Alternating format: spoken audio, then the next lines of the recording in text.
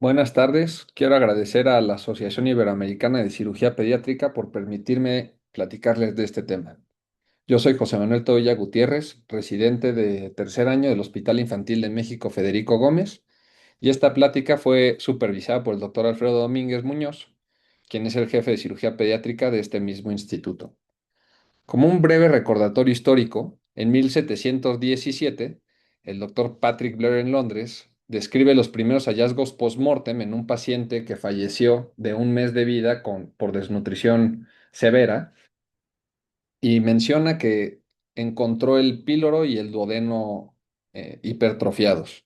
No fue sino hasta el próximo siglo, el doctor Hirschsprung realiza la primera descripción completa de la estenosis hipertrófica, de la estenosis pilórica. Sin embargo, él describe que es un problema congénito. Al siguiente año, los doctores Dent y Cotley en Londres realizan la primera reparación quirúrgica utilizando el principio de Heineken-Mikulix. En 1900, también en Londres, el doctor Lobker, quien era discípulo del doctor Billroth, realiza la primera gastrostomía exitosa en un paciente de 10 días de vida. Y en 1907, el Hospital de Great Ormond Street en Londres publica una serie de casos con una mortalidad del 50% de estos pacientes, recordando que todos estos pacientes fallecían en su totalidad. En 1910, el doctor Fredet va a desarrollar la técnica de piloroplastia submucosa, donde dividió la serosa y la muscular, dejando la mucosa intacta, y posteriormente realiza un cierre transversal. Al siguiente año, el doctor Ramstedt modificó esta técnica sin realizar el cierre de la muscular, dando a conocer la técnica estándar que utilizamos hoy en día. Con la introducción del ultrasonido en 1910-77, se publicó en el New England Journal of Medicine el diagnóstico por ultrasonido de esta entidad. Y en 1991, en Francia, el doctor Jean-Claude Alain realiza la primera piloromiotomía laparoscópica. Como ustedes saben, el estómago está compuesto por un fondo, un cuerpo, cardias, un antro pilórico y un canal pilórico. Estos dos últimos en conjunto forman el píloro, que en situaciones normales tiene una longitud de 2 a 2,5 centímetros y un diámetro de 1 a 1,5 centímetros. El esfínter pilórico está compuesto por una capa circular de músculo liso y esta está inervada a su vez por fibras simpáticas a través del nervio celíaco y sus fibras parasimpáticas a través del nervio vago.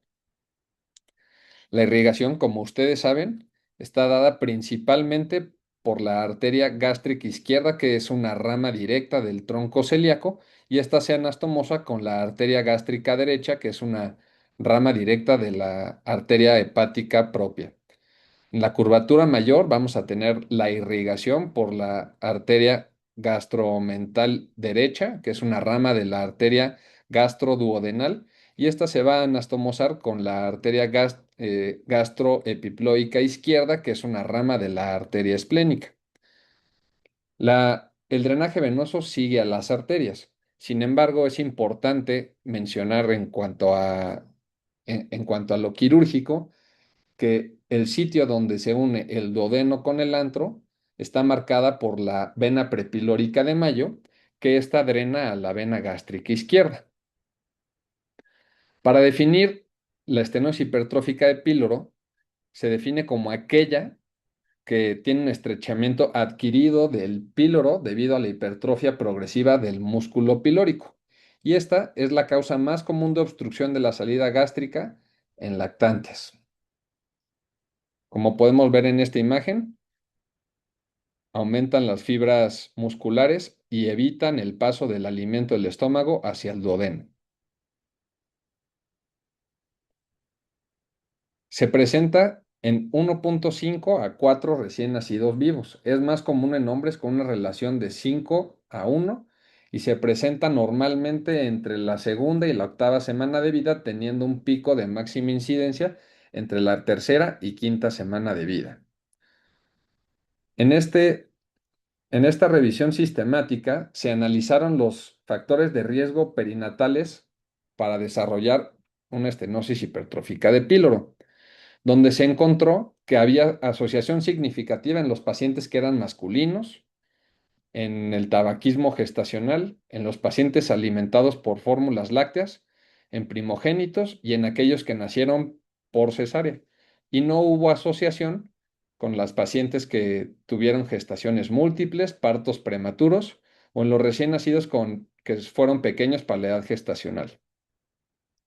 Es importante mencionar que los macrólidos se han descrito como factores de riesgo mientras se ingieren durante la gestación, ya que son agonistas de la motilina y esto induce contracciones gástricas y pilóricas, aumentando el riesgo de desarrollar una estenosis hipertrófica de píloro.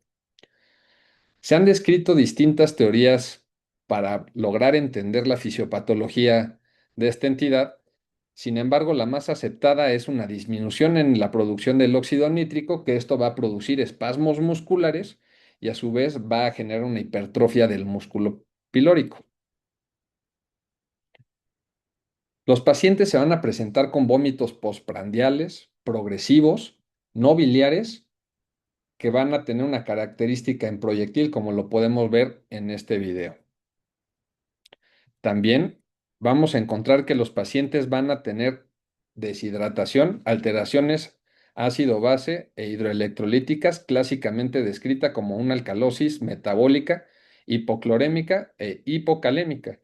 Y del 2 al 5% de los pacientes van a tener una ictericia generada por una hiperbilirrubinemia indirecta, y esto es secundario a una disminución en la actividad de la enzima glucuroniltransferasa.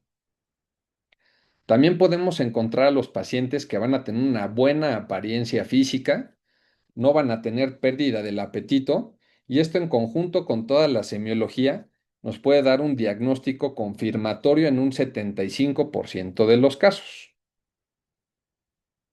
En este video podemos observar cómo se presentan las ondas antiperistálticas. Esto es debido a que la peristalsis gástrica es unidireccional de cefálico a caudal y van a encontrar un sitio de obstrucción en el píloro y esto va a generar que las ondas peristálticas se regresen de manera cefálica.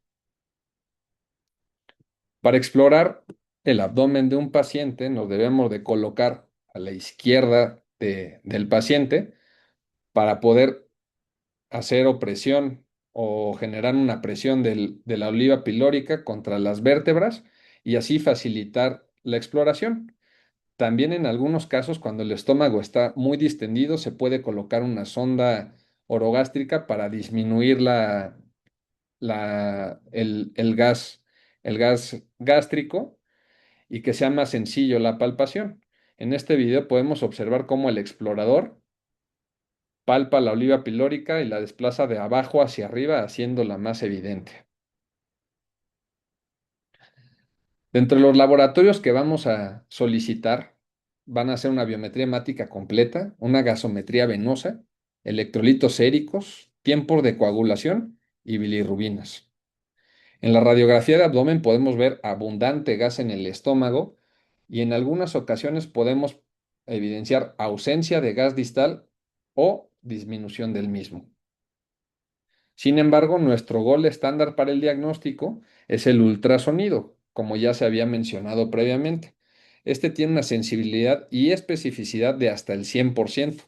En esta imagen podemos ver con una posición transversal del transductor que se observa el signo de la diana a través de un corte transversal en la oliva pilórica.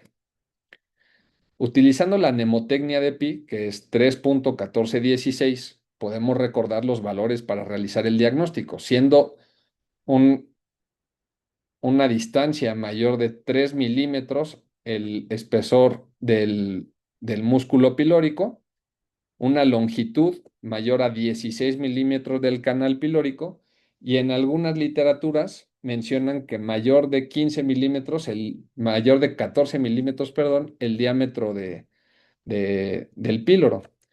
Hay que recordar que teniendo una de estas tres medidas positivas ya es diagnóstico. Pero ¿qué pasa en los pacientes que tienen una presentación atípica como los prematuros? Que ellos tienen una presentación más tardía, no tienen vómitos en proyectil o que los vómitos van a evolucionar de manera más lenta. o en aquellos pacientes que tienen medidas limítrofes, pues en ellos se puede realizar el estudio 48 horas después. También nos podemos ayudar de estudios contrastados como una serie esófago-gastroduodenal en aquellos pacientes que nos queda todavía duda diagnóstica o que tienen una presentación atípica. Y en ellos vamos a poder observar un canal pilórico alargado de 2 a 3 centímetros, además de otros signos radiológicos como el signo del hombro que se muestra en esta imagen. También podemos encontrar el signo de la copa o el signo de la manzana mordida. Dentro de los diagnósticos diferenciales que debemos de tener en mente al momento de abordar estos pacientes, pueden presentarse una enfermedad de reflujo gastroesofágico, una alergia a la proteína de la leche de vaca, atresia pilórica, una membrana duodenal o también duplicación pilórica. Hay mucha controversia entre que si debemos colocarle una sonda nasogástrica o orogástrica a los pacientes o no. Esto depende del cirujano. En nuestro centro, nosotros decidimos ponerle sonda orogástrica a los pacientes, a aquellos que a pesar de estar en ayuno continúan con vómitos y esto con el fin de evitar eventos de broncoaspiración. Lo más importante no es operar a estos pacientes de manera inmediata, sino que hacer una rehidratación con mucha prioridad y hacerla de manera efectiva. Y una vez que el paciente esté en condiciones óptimas, ahora sí, realizar un abordaje quirúrgico. Para ello se realizó en Kansas en 2023 este estudio que tuvo como fin optimizar la resucitación con líquidos, reducir las extracciones sanguíneas y tener una alimentación posoperatoria inmediata. Entonces, los pacientes que ya tenemos un diagnóstico confirmado, le vamos a iniciar soluciones de base a requerimientos altos a 180 mililitros por kilo con soluciones uno a uno, con solución glucosada y salina.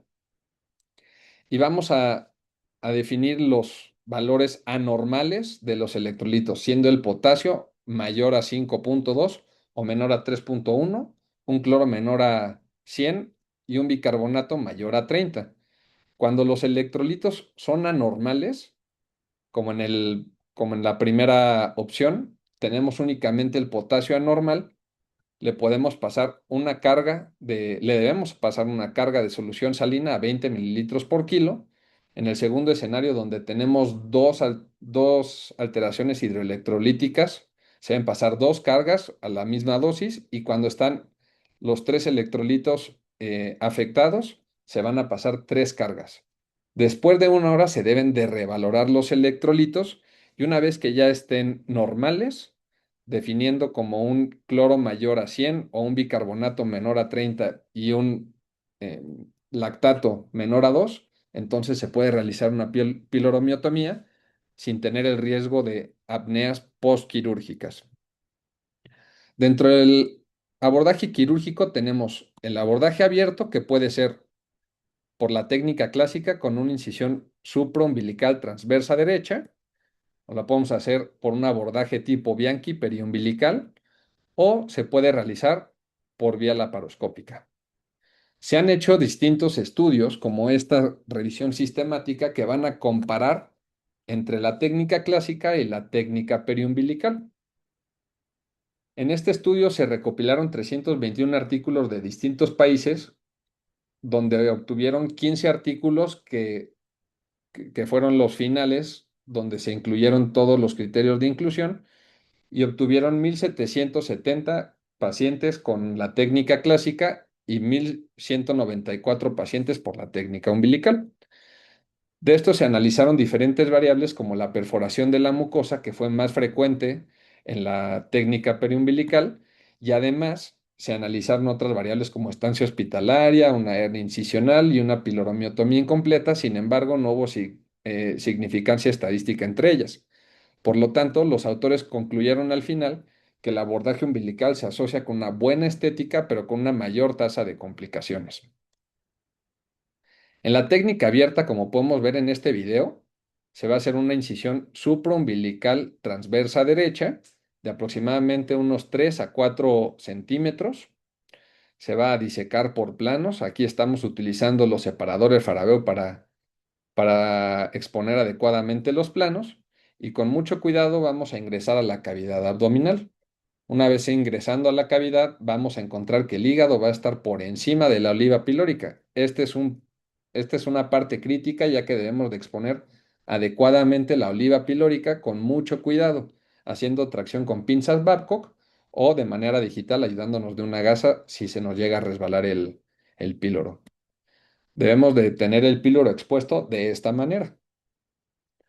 Posteriormente, vamos a encontrar la cara vascular de nuestra oliva pilórica y vamos a identificar la vena mayo, que como les mencioné previamente, nos va a marcar el sitio anatómico entre la unión del duodeno y del estómago. Siempre se debe de hacer una incisión desde el duodeno o desde la vena de mayo hacia el estómago para evitar una perforación duodenal, que es una complicación grave. Se realiza el corte y posteriormente volteamos el bisturí y con el mango se realiza la disociación de las fibras, con mucho cuidado hasta exponer por completo toda la mucosa. Ahí podemos ver cómo se expone de manera adecuada, únicamente con disección roma con el mango del bisturí. Y para que nosotros podamos decir que es una piloromiotomía completa y evitar una piloromiotomía incompleta, podemos hacer esta maniobra de bisagra.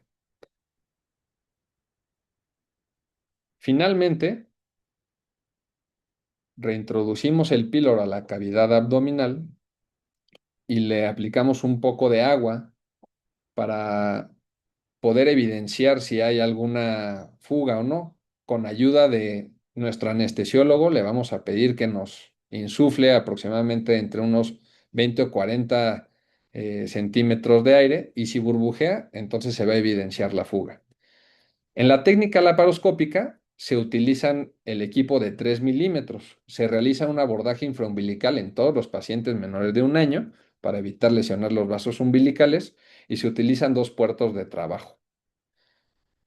Lo primero que debemos hacer, igual que en la técnica abierta, es exponer la oliva pilórica que se va a encontrar por debajo del hígado. Después, en la cara vascular, vamos a tatuar el sitio donde vamos a hacer la piloromiotomía y sin tener el electrocauterio activado, recordando que está protegido por un material, el electrocauterio, vamos a hacer la disección.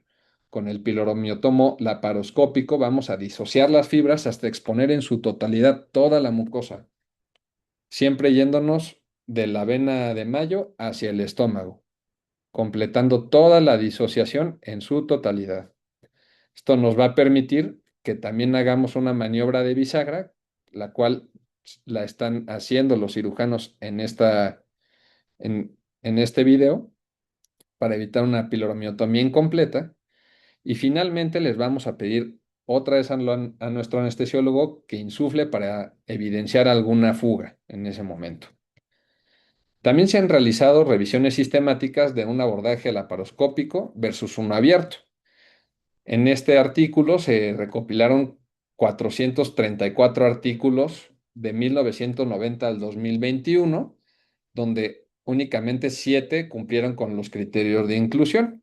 Esto nos dio un total de 363 pacientes abordados por vía laparoscópica y 357 por vía abierta. Dentro de las variables estudiadas, observaron que había mayor perforación en el grupo del laparoscópico. Tenían también una piloromiotomía incompleta, mayor el grupo laparoscópico. Tenían más infecciones de heridas el grupo abierto y no hubo diferencia entre las hernias posincisionales.